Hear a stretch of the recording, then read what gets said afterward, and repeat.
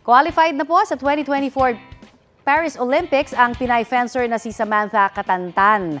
Lumaban si Samantha sa finals ng women's foil event ng Asia and Oceania Zonal Olympic Qualifier sa United Arab Emirates nito pong Sabado.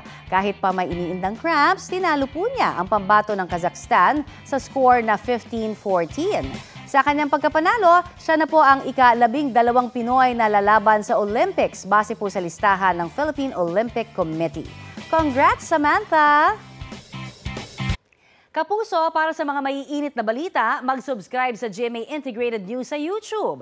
Sa mga kapuso naman abroad, subaybayan nyo kami sa GMA Pinoy TV at sa www.gmanews.tv.